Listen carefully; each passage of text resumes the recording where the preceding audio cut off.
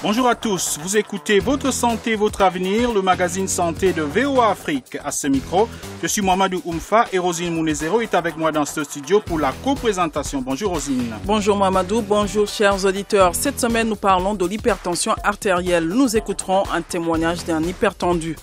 J'avais eu des maux de tête atroces. Comme d'habitude, souvent on songe d'abord à la malaria. On a pensé aussi à la fièvre typhoïde.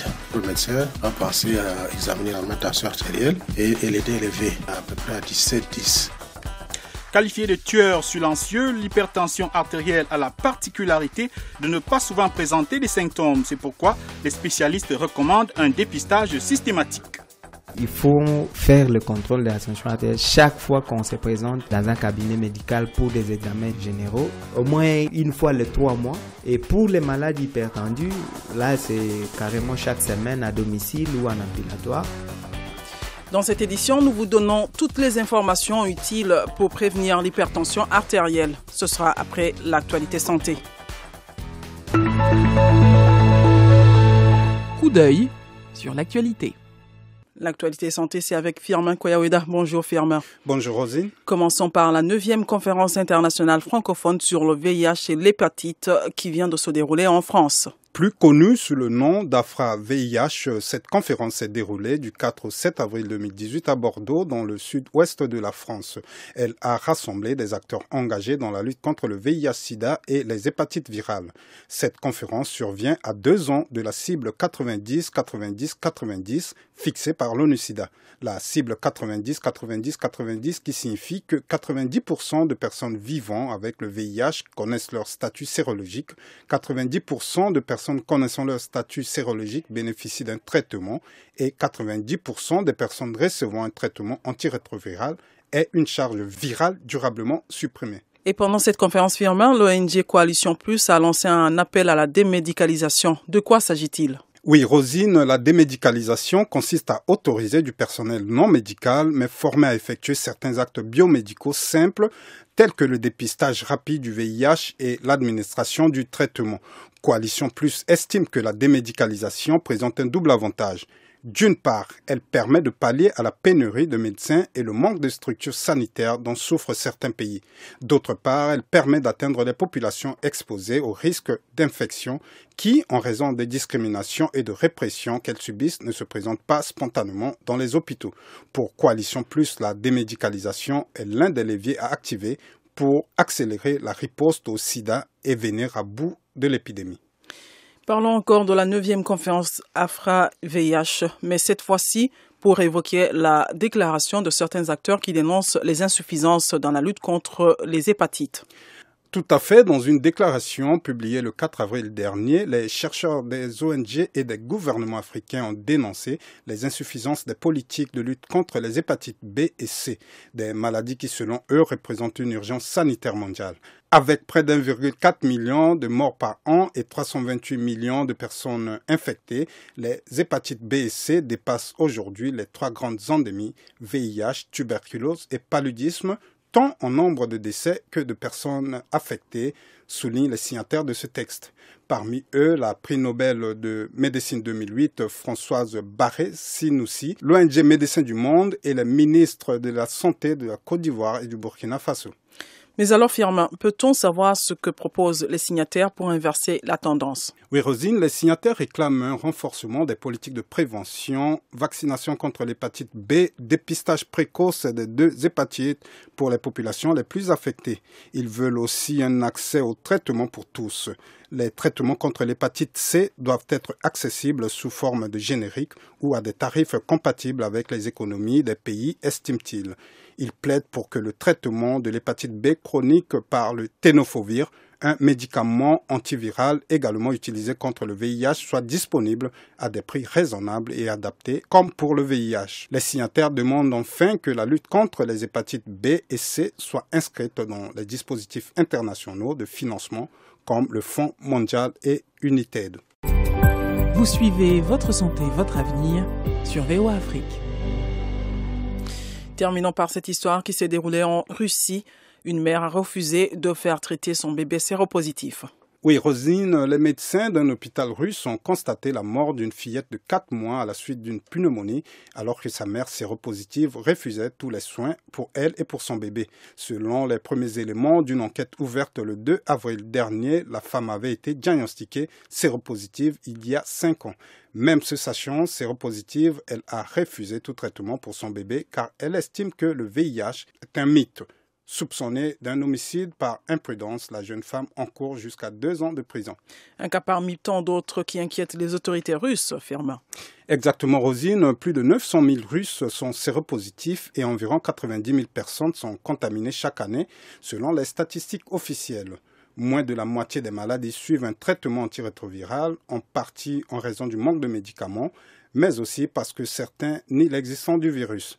Plusieurs cas de patients séropositifs et décédés par manque de soins ont été recensés ces derniers mois en Russie, dont une fille de 10 ans décédée en août 2017 dans un hôpital de Saint-Pétersbourg.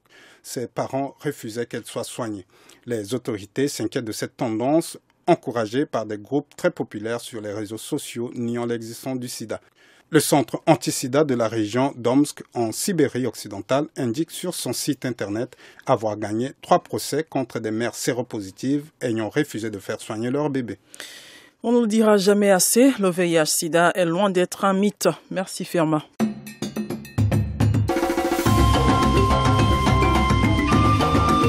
Votre santé, votre avenir, l'invité de la semaine.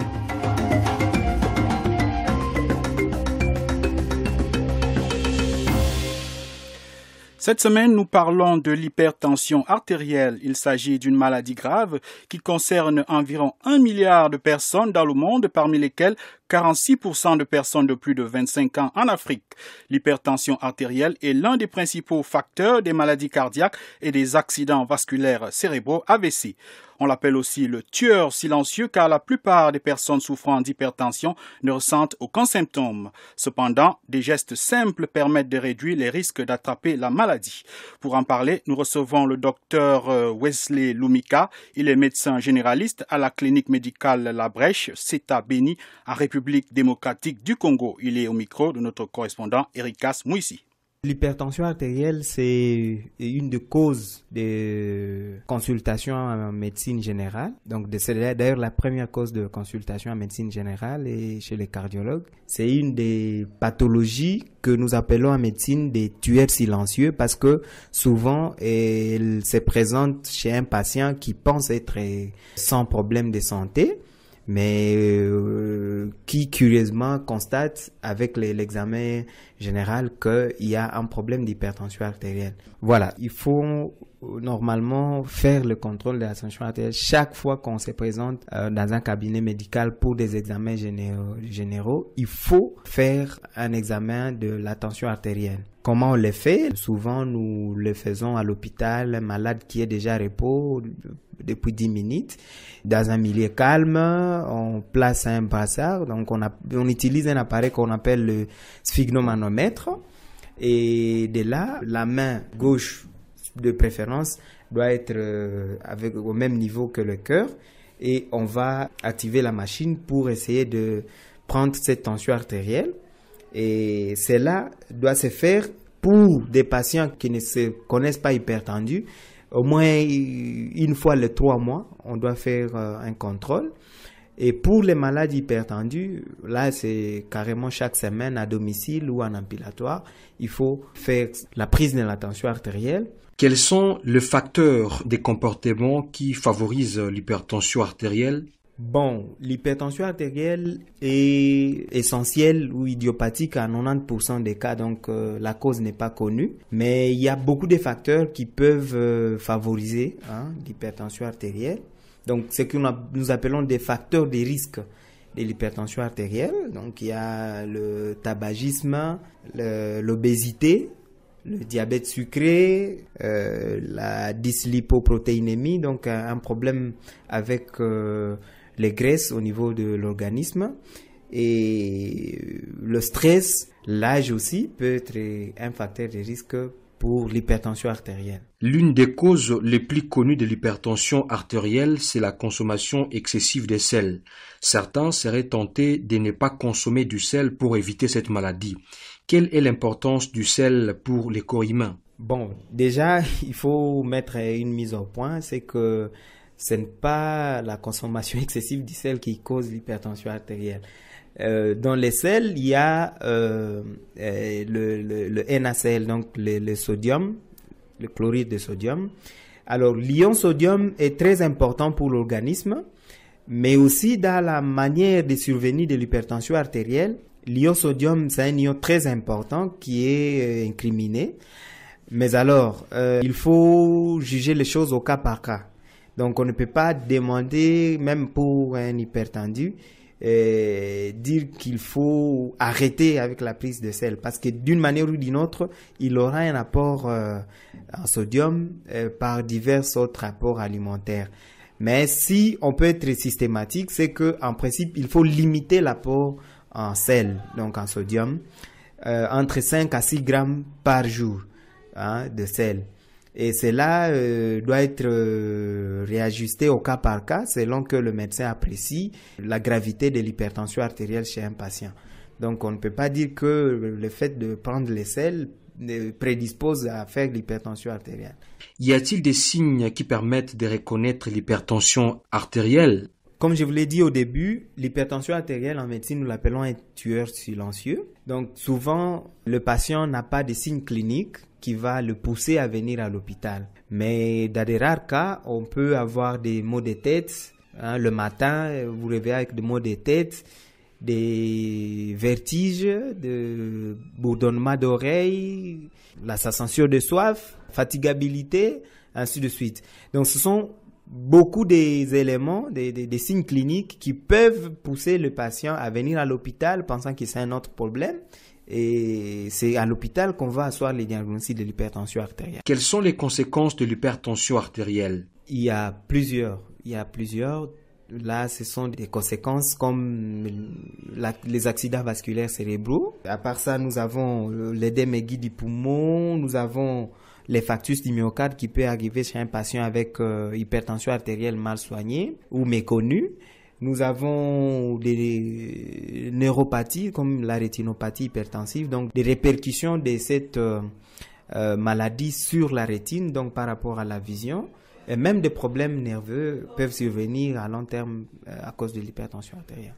Pour finir, pouvez-vous rappeler à nos auditeurs les choses à faire pour éviter l'hypertension artérielle? D'ores et déjà, il faut limiter les facteurs de risque. Donc déjà, le tabagisme, il faut vraiment limiter l'apport en cholestérol, donc l'apport en lipides. Donc voilà. Le stress, il faut voir comment diminuer le plus possible des stress.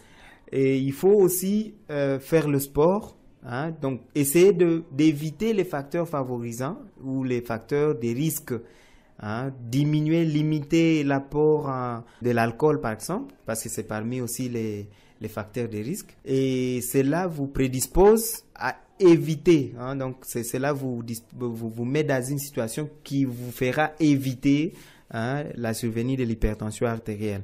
Bien entendu, il faut chaque fois se faire consulter. Au moins une fois les 3 mois par un médecin, prendre sa tension artérielle toutes les fois que c'est possible. Vous êtes à l'hôpital pour une grippe, on ne peut pas quitter le cabinet médical sans prendre la tension artérielle, s'être rassuré qu'on a pris sa tension artérielle. Donc ça c'est très important. De façon régulière, il faut prendre la tension artérielle, il faut éviter tous ces facteurs de risque que je vous ai cités et voilà. Nous remercions le docteur Wesley Lumika, médecin généraliste à la clinique médicale à Brèche, à Béni, en République démocratique du Congo. Il était au micro de notre correspondant dans le Nord Kivu, Erikas Mouissi. Quelqu'un l'a vécu? Voici son témoignage. Comme vient de nous l'expliquer notre invité, contrôler régulièrement sa tension artérielle permet de réduire le risque d'être victime de cette maladie. Malheureusement, très peu de personnes le font et c'est souvent lorsque surviennent des malaises que les personnels soignants songent à mesurer la tension de leurs patients.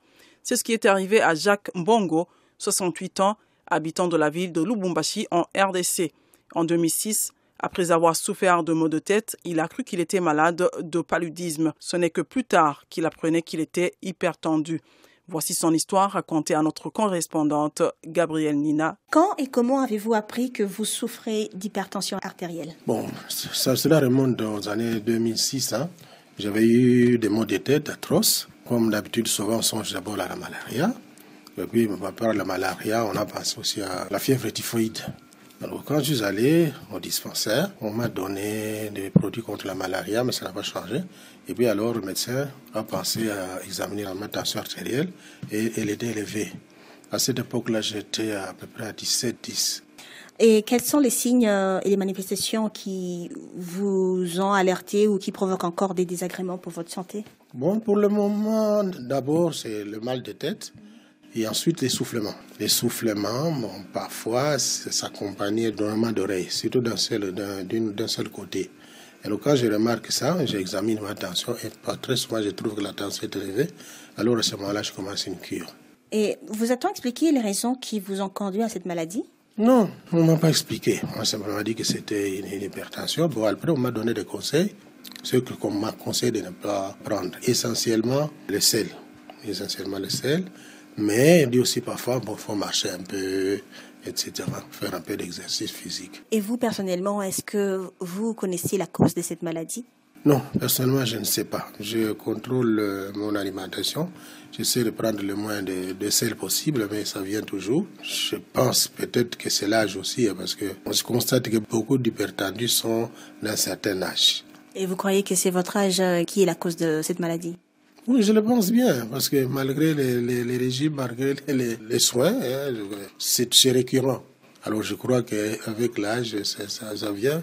Parce que bien que je fais aussi parfois des exercices physiques, j'essaie de marcher, la maladie je peux dire, est toujours là. Même si par moment, je connais des périodes d'accalmie. Comment se passe le traitement? Comme les médecins le prescrivent, c'est-à-dire, je prends généralement un comprimé de la molécule qui m'a été prescrite, mais je l'accompagne d'une autre molécule qu'un médecin qui m'avait traité à l'époque, la gécamine, m'a conseillé. Et souvent avec cette molécule, ça va bien, ça passe vite. Et vous prenez quoi pour guérir ou pour soulager cette tension, en plus des médicaments? Qu'est-ce que le médecin vous a recommandé? Comme je viens de le dire, c'est l'activité physique, éliminer les sels et faire un effort surtout pour perdre du poids. Mais là, c'est une autre histoire. Perdre du poids, c'est pas facile. Il faut faire le sport. En ce qui me concerne, je fais régulièrement. Parfois, j'arrête pour des raisons, par exemple, de pluie ou bien il fait très très froid à l'extérieur. J'arrête un tout petit peu. Mais dès que les conditions se réunissent, je reprends. Vous est-il déjà arrivé de piquer une crise? Et quelle avait été votre première réaction? Écoutez, la première crise la plus importante dont je me souviens est survenue à Courvoisier. J'ai senti tout d'un coup des fourmillements au niveau de mon bras gauche et puis au niveau du même côté au pied gauche. J'ai senti des fourmillements et comme nous avions un dispensaire dans les parages, ça c'est en 2008. Nous avions un dispensaire dans les parages, je me suis rendu très vite. Là, l'infirmière m'a consulté, il a pris la tension, il a trouvé que la tension était élevée, il m'a prescrit un certain nombre de produits. Mais c'est en consultant un médecin à qui j'expliquais la chose, qui m'a dit, écoutez, avec les signes que vous décrivez, vous êtes passé à côté d'un AVC. J'en avais pas conscience, mais heureusement que c'est déjà passé. C'est seulement alors que j'ai frôlé la catastrophe. Et qu'est-ce qui a changé dans vos habitudes depuis que vous savez que vous souffrez de l'hypertension artérielle? D'abord, l'exclusion du sel. Bon, ensuite, évidemment, l'effort que j'ai fait pour faire des exercices, une activité physique régulière. Et puis, bien sûr, comme par moment, je ne me prive pas de prendre une bière, j'ai réduit la quantité et j'espace, bien sûr, les prises d'alcool. Côté alimentation, j'essaie d'éviter le gras, parce que je vais contrôler le poids. J'essaie d'éviter le gras, j'essaie de réduire un peu la quantité de nourriture. Mais je ne me prive pas quand je me trouve dans une réception, notamment les mariages ou bien après une réunion qu'on les organise très souvent. Parfois, je perds un peu le contrôle. Qu'allez-vous désormais faire ou recommander à vos proches pour éviter l'hypertension artérielle? Bon, pratiquement rien, parce que ça survient comme ça. Je sais qu'à l'époque, on disait qu'il s'agissait des soucis, éviter de penser. En ce qui me concerne, quand j'y pense, je ne sais pas si cela est arrivé à cause des pensées ou des soucis. C'est survenu comme ça, parce que très souvent, ça arrive après coup. Alors, c'est difficile de lier la maladie aux événements antérieurs, qui d'ailleurs très souvent on ne pense pas, dont on ne se souvient pratiquement pas. Nous remercions Jacques Mbongo, un hypertendu de 68 ans qui vit à Lubumbashi. Son témoignage a été recueilli par notre correspondante Gabrielle Nina. Questions et commentaires, c'est maintenant. Chers auditeurs, un expert vous répond.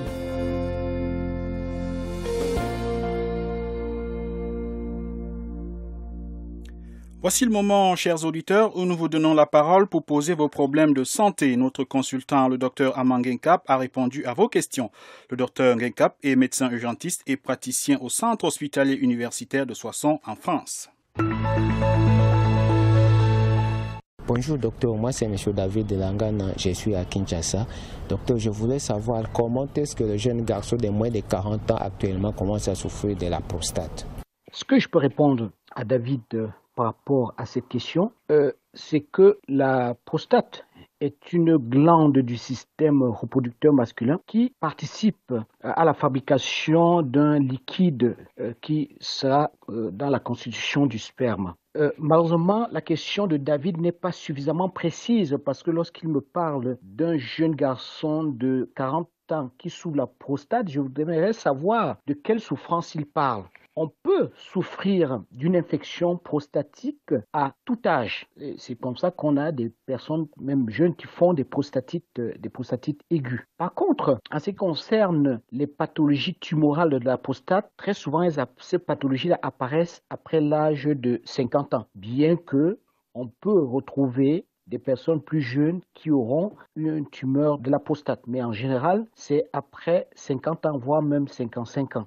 Pour éviter effectivement d'avoir ces problèmes, notamment de cancer de la prostate, qui sont très souvent asymptomatiques et dont souvent on a des premiers signes cliniques que lorsque le cancer de la prostate s'est délocalisé et s'est métastasé notamment, surtout au niveau des os, où on voit apparaître des douleurs qui parfois sont aussi révélateurs d'un cancer de la prostate. Il faut absolument organiser un dépistage très très précoce. Le dépistage précoce est recommandé actuellement dès l'âge de 50 ans par un examen annuel chez un médecin qui va vous faire un toucher rectal pour examiner la taille de votre prostate et puis examiner aussi sa consistance. Est-ce qu'elle est dure? Est-ce qu'elle est régulière? Il peut compléter cet examen-là par un dosage de PSA, ça s'appelle les PSA. Donc ce sont en fait des marqueurs de la prostate, des marqueurs du cancer de la prostate, ça s'appelle PSA. Mais à 40 ans, c'est quand même assez rarissime qu'on commence à présenter ces problèmes tumoraux de la prostate. Je pense que David voulait plutôt parler d'une infection de la prostate et dans ce cas-là, on peut l'avoir à tout âge. Voici ce que je pouvais répondre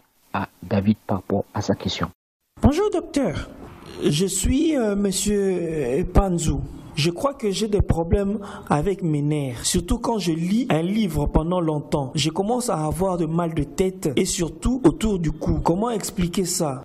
Je ne sais pas exactement quel âge Panzou a parce qu'il n'a pas signalé son âge, mais il faut reconnaître que des céphalées qui surviennent souvent comme ça lorsque la personne est en train de lire, ça peut être tout simplement des céphalées, à savoir des maux de tête qui sont en rapport avec des problèmes oculaires, des difficultés oculaires, peut-être une presbytie s'il a plus de 40 ans. C'est souvent des difficultés d'accommodation, des efforts d'accommodation qui font à ce qu'il y ait une contracture des muscles oculaires et souvent cette contracture forcée des muscles oculaires vont donner des douleurs, des maux de tête et ce sont des céphalées frontales.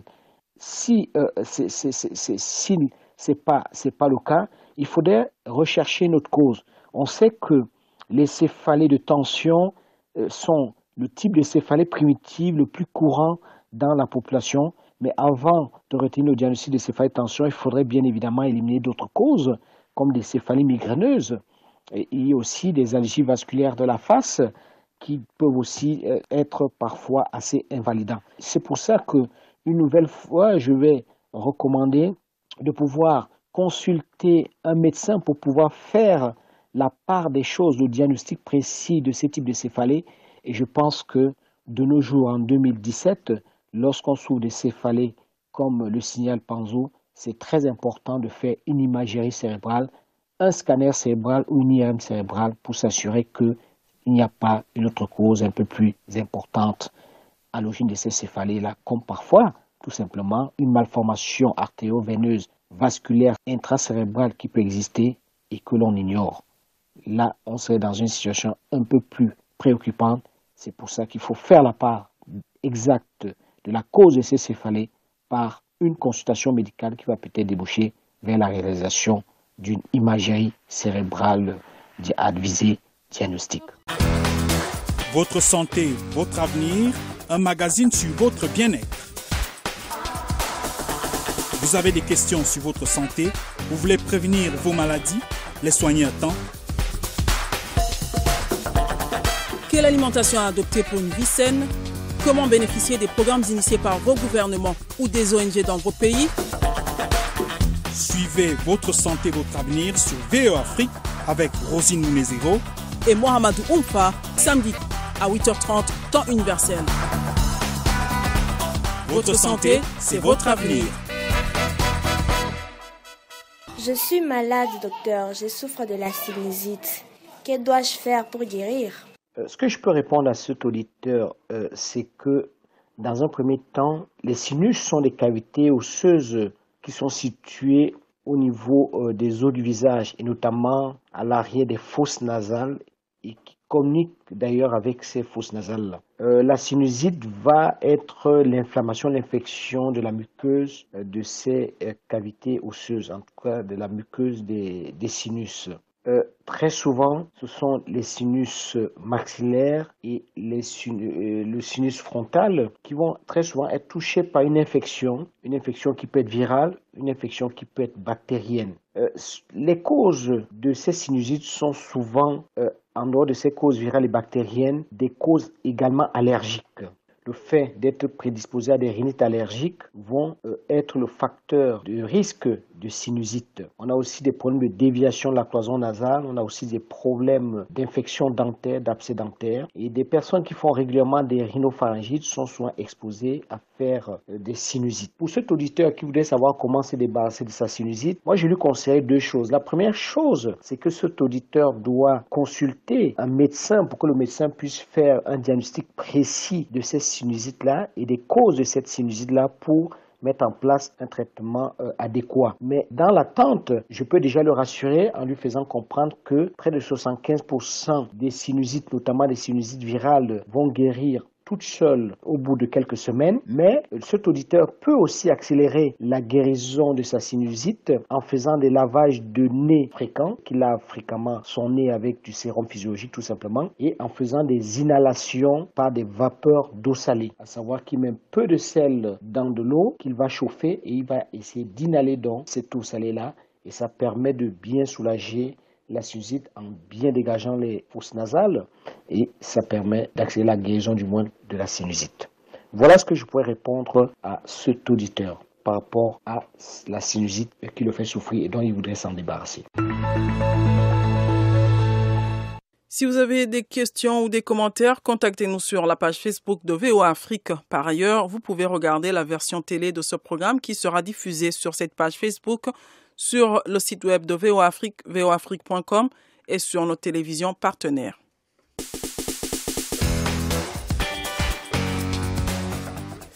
C'est ici que prend fin votre santé, votre avenir. Cette édition était consacrée à l'hypertension artérielle, qualifiée de tueur silencieux. C'est l'une des premières causes de maladies cardiaques et d'AVC dans le monde.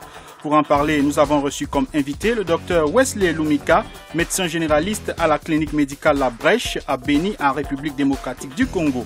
Il nous a expliqué les facteurs à l'origine de l'hypertension artérielle et ce qu'il faut faire pour éviter la maladie. Nous avons aussi écouté Jacques Mbongo, un hypertendu de 68 ans vivant à Lubumbashi en RDC. Il nous a raconté sa vie avec la maladie et comment se passe son traitement. Nous leur disons merci. Un grand merci à Firmin Kouaroida qui était avec nous pour vous présenter les événements qui font l'actualité santé. Merci à nos différents correspondants RDC, Gabriel Nina à Lubumbashi, Bero Matanda à Kinshasa et Erikas Mouissi à Béni qui ont aidé à la préparation de cette édition. Une édition réalisée avec le concours de Cheikh Thierry et de Dan Crafton qui était à la console. À la présentation, vous étiez avec Rosine Mounezero et j'étais en compagnie de Mohamedou Oumfa. Continuez à écouter VOA Afrique et n'oubliez surtout pas de prendre soin de votre santé car votre santé, c'est votre avenir. À très bientôt. C'était Votre santé, votre avenir, une production de VOA Afrique. Pour vos commentaires, vos questions ou vos témoignages, Retrouvez-nous sur voafrique.com ou sur notre page Facebook VOA Afrique.